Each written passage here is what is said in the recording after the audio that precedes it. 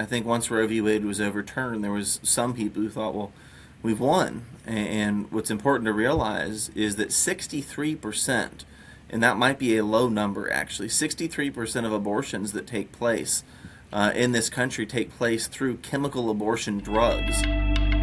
What is the abortion drug, and then how can we make steps to banning it in the United States or in potentially even at the state level? What would be some of your suggestions that we can end the abortion drug? Yeah, Harrison, really important question because I think once Roe v. Wade was overturned, there was some people who thought, well, we've won. And what's important to realize is that 63%, and that might be a low number actually, 63% of abortions that take place in this country take place through chemical abortion drugs.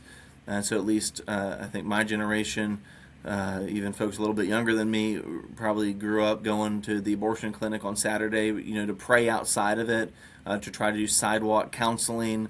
Again, the vast majority of abortions don't take place in abortion clinics. They don't take place because they're not surgical abortions, but they are chemical abortions. And so the history of this in the United States at least goes back to the year 2000.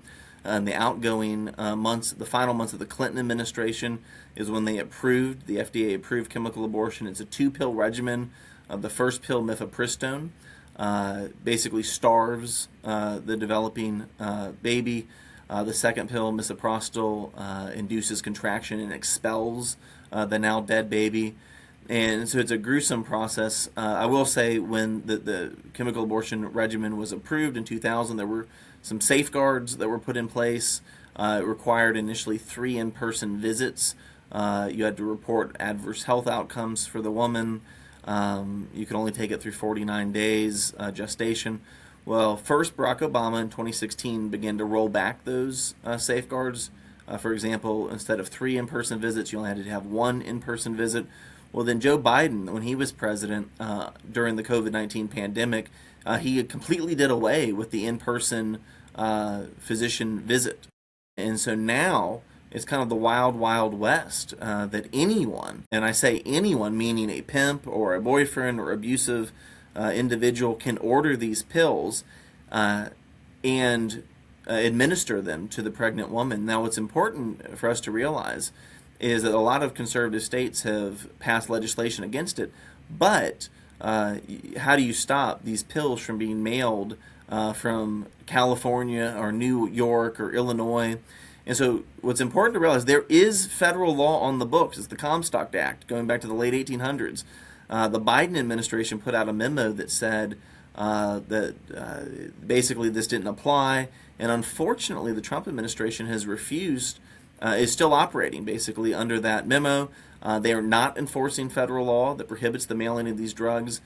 And then also right now the FDA, and so I had a part in the SBC resolution last year that called on the FDA to revoke its approval of chemical abortion drugs, and at least in the meantime to reinstate some of those safeguards.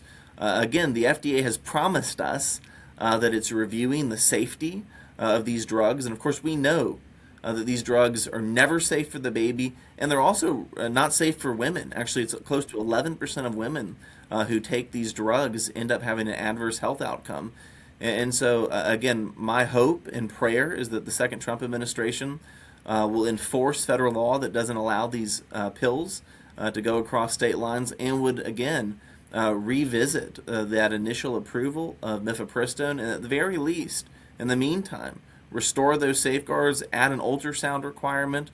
But this is going to be the issue that we continue to deal with because an overwhelming majority of abortions in this country now take place through this deadly 2-pill regimen.